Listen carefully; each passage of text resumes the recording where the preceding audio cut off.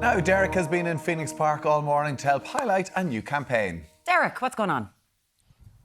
Yes, good morning team. Well, the sun is shining on us down here in Park on Fionnish. We're live here from the Phoenix Park in Dublin this morning. Park Ranger Terry Moore is with us. Terry, you're the man who calls all the shots in here, right?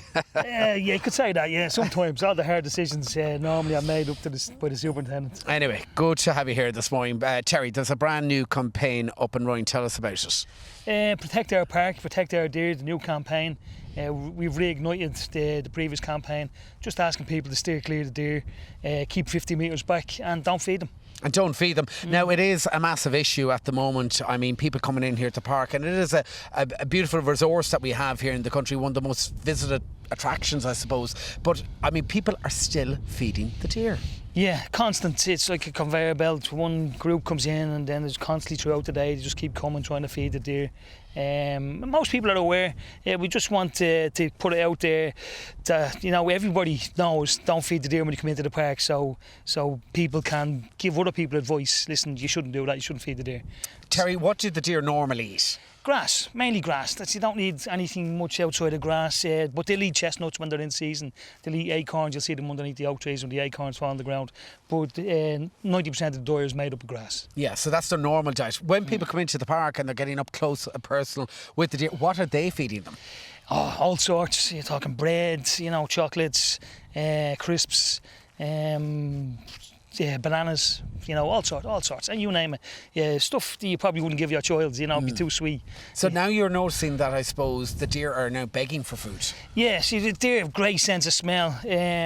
So yeah, if people walk in, even if, might have food in their backpack, the deer can pick it up fairly quick. So they'll go looking for the food itself, and it causes all sorts of health and safety risks. We'd be afraid someone might get injured because if someone has young children in, beside the deer, they're trying to feed them or they can smell the food, the deer will come looking for the food, and they're a big animal and they're unpredictable. And Terry, I suppose people sometimes forget that the deer are wild animals. Exactly, yeah. It's a wild deer herd. They've been here for over 360 years. They're wild animals. Just leave them be. We can all enjoy them if we just keep a safe distance. You can. We've all got cameras. You can put them on the zoom lens, and there's no need to get as close as people do. Just don't feed them. All right, we'll come back to you in a few moments' time.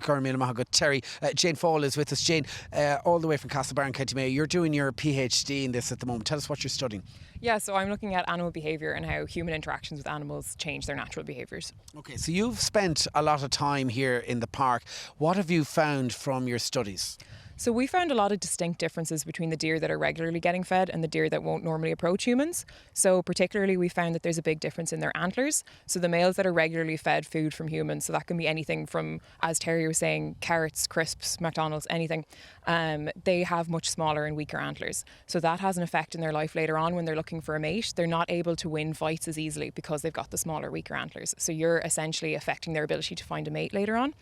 And then also there's issues with their digestive system. So internally the shape of their stomachs is changing, and that's going to affect their ability to take nutrients from their food. So regardless of what they're eating, you could affect their ability to actually take the goodness out of it. So Jane, in effect, the health of the herd is actually in decline. Yes. So if we continue this trend and if we continue feeding them foods that are totally unsuitable for them, their health will decline over time. So that's something that we really want to avoid because they're a fantastic amenity to have and they're in good condition now, and we'd love to keep them in this good condition. Now, you've also done other studies. What have you found? So we found distinct behavioural differences as well. So as Terry was saying, some individuals are starting to actually go up to people and beg for food, and that's very unusual in a species like this. They are a prey species, they're deer, they're used to having predators and trying to keep an eye out for people coming up towards them. It would be quite a big stressor for them.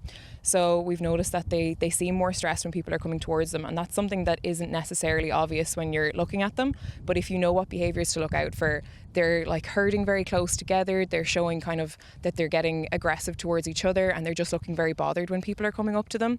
And it's something that's just totally avoidable. So we would love to just reduce that stress on them. Okay, so the message really is to stay back and don't feed the deer. Yeah, exactly. Stay back, keep a respectful distance and don't feed them anything. All right. Jane, lots of other things happening, Terry, here in the park. What's going on at the moment? Yeah, this weekend we've the Irish 10 mile race that's on Sunday, and also the restoration of the magazine fort is taking place at the moment. Yeah, which is great. It's looking fantastic. Yeah, That'll be up great. and running in the next year or so. Another year or so, yeah. Yeah. And then also we have the new bus 99 route has come into the park.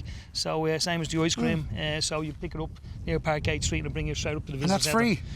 No, it's not free. Oh, it's not free? Oh, I No, thought it no, was there's not free. much Okay. for free in this world, Derek. You should know that. Absolutely. Well, thank you so much for joining us here this morning. Say hello to your lady wife. Who is she? Yeah, Denise. Yeah, good hello, morning. Denise. Yeah. And Jane, your mum and dad, all the way in Castlebar. Angela, hello. Morning to you both. PhoenixPark.ie is where you'll find out more online. But for now, remember, don't feed the deer. Back to studio. Thank you Thank very you. much. Thank you There. so much. Don't feed the deer. There you have it. Feed Tommy, don't feed the deer.